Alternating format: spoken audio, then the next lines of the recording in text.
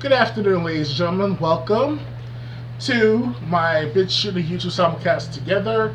This will be more of a Doctor of Ghetto partial manner and what I'm explaining, as well as an update for my Dr. Gaze 101 account for the Bit Shoot and Dr. Games, the regular main channel of the 3,000 subscriber mark.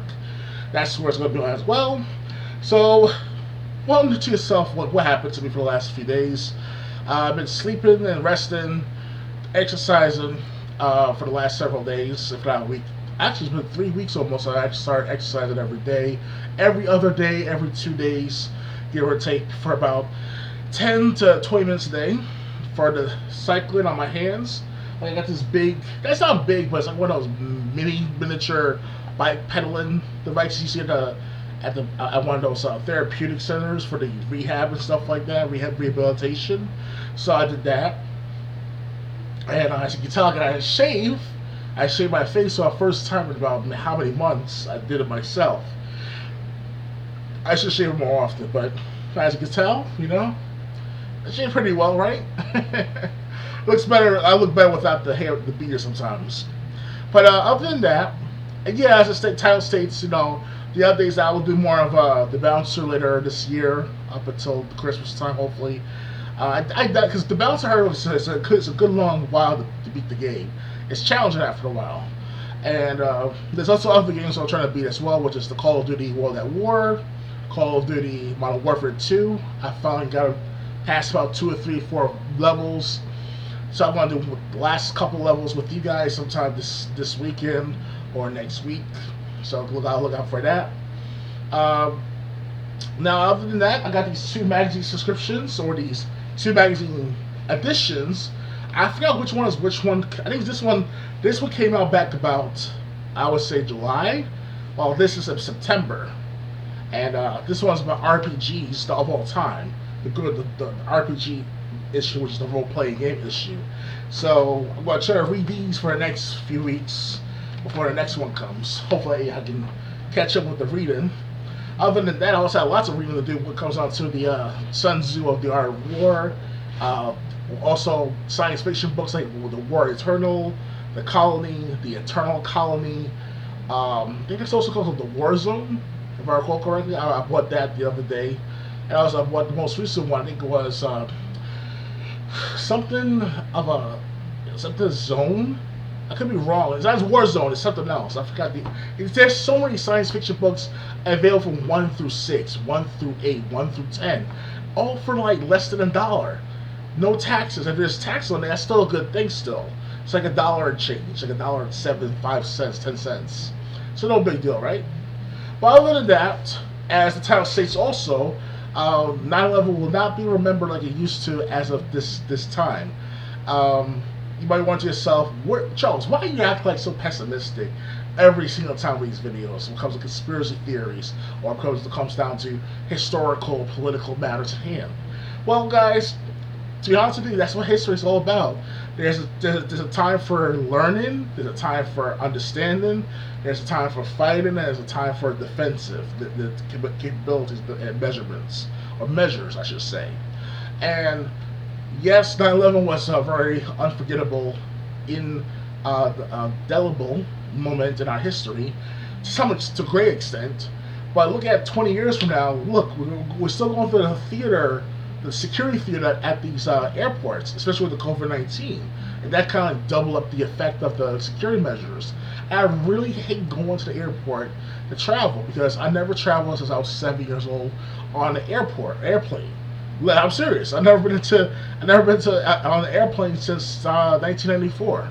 And I was 7 at the time for the Walt Disney visited, and I had chickenpox at the time. So my mom forced me anyway. She just paid for those tickets for both of us.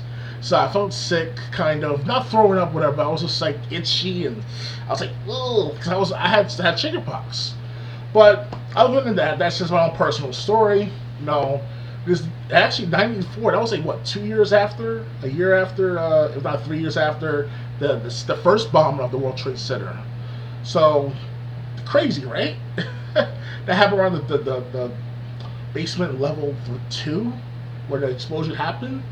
So I don't get it, guys. I don't understand why we as humans, us as people, as society, we remember something for one moment in our history, but we forget about it decades later, centuries later, and it's like now there's no excuse in the matter because now we got the internet, we have video, we have audio, we have um, print, like magazine, newspapers.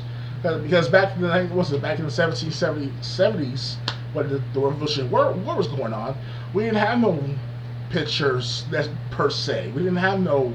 We had just witness testimonies, eyewitness accounts, reports, memoirs by generals and other soldiers, maybe diaries. Now it's like you just put take out your phone right here and start like doing shit and all, you just start recording the action between the two parties where they're shooting each other, talking to each other. It's amazing how technology has gone by far just in today's world. And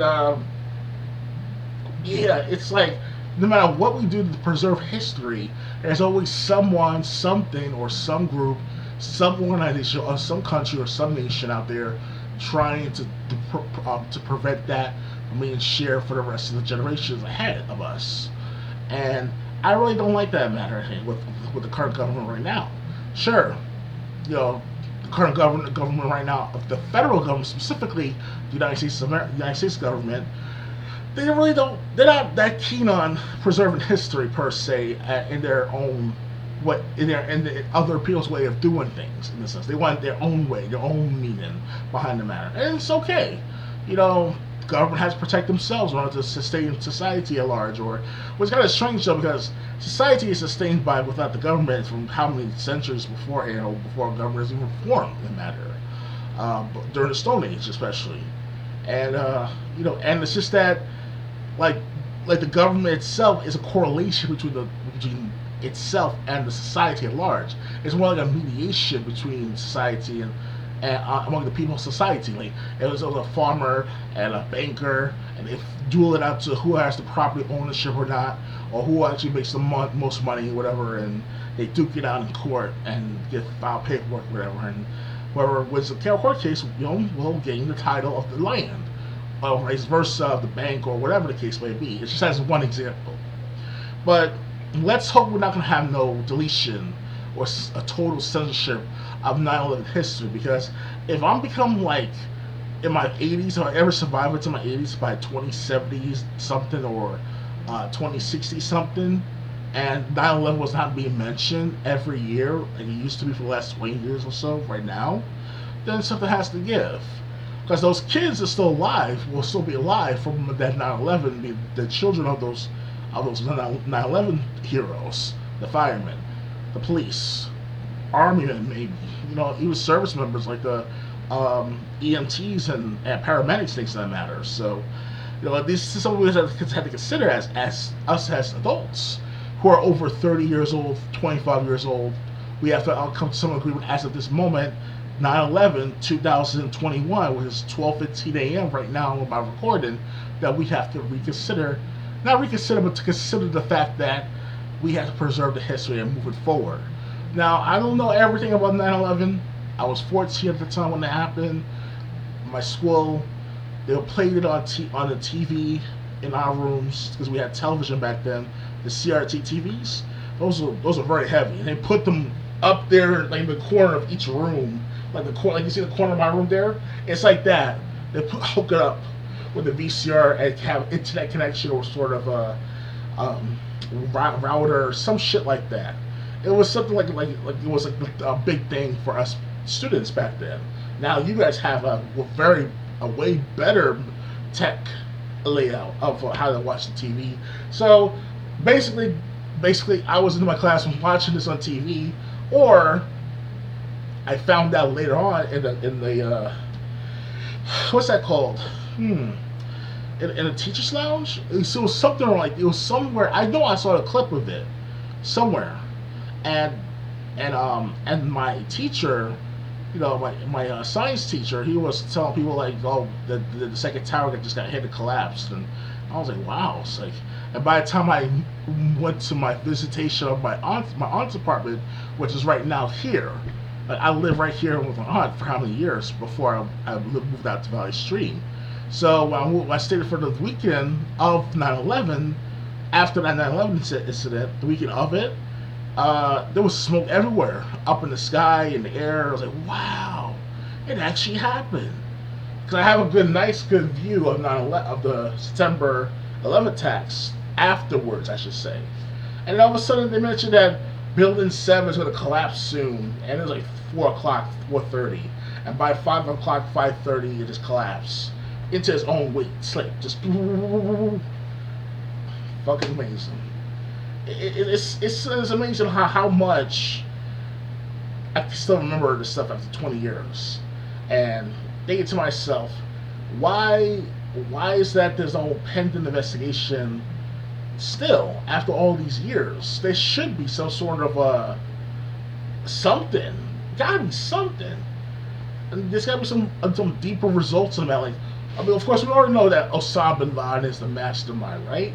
But then why 2 years later we went to Afghanistan 2 months after the attacks in 2001, October 2001. But then 2 years later, almost 2 years later,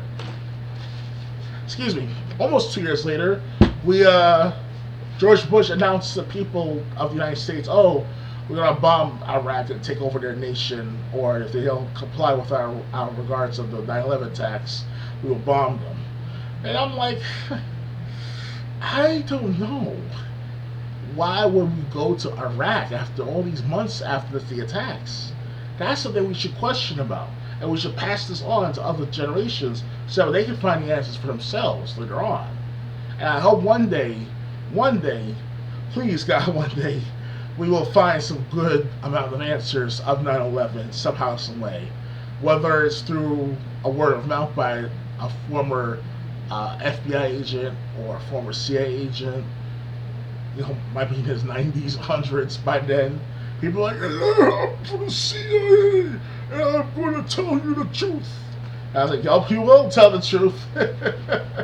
Something like that, at least. Come on. Because most of the evidence has been destroyed. It's like just been buried or just been destroyed by the FBI, I heard. Or at least by the DHS. Well, DHS came out back, about 3 months after 9/11? So, and the last evidence we had was somewhere in a hangar somewhere in the northeastern United States here. So it's like, where to go to for that evidence? And that's just that one piece of evidence. So imagine looking for other pieces of evidence. It's not there anymore. It's been buried. It's been tampered with. Reinvestigating 9/11 is kind of useless right now. And it has been. It will be useless for the rest of our lives. Or the rest of civilization's life. It's it really does suck, guys. But I thank you for watching my update / prediction of the 9/11 memorial celebrations, of how it's going to be for the next few decades, or will be after a few decades, I should say. Please thumbs up, subscribe to my channel, donate if you can. If not, share my videos, no big deal. Share my videos regardless if you can. One time, many times, either or, I'm satisfied. Alright guys, I'll see you later. Bye.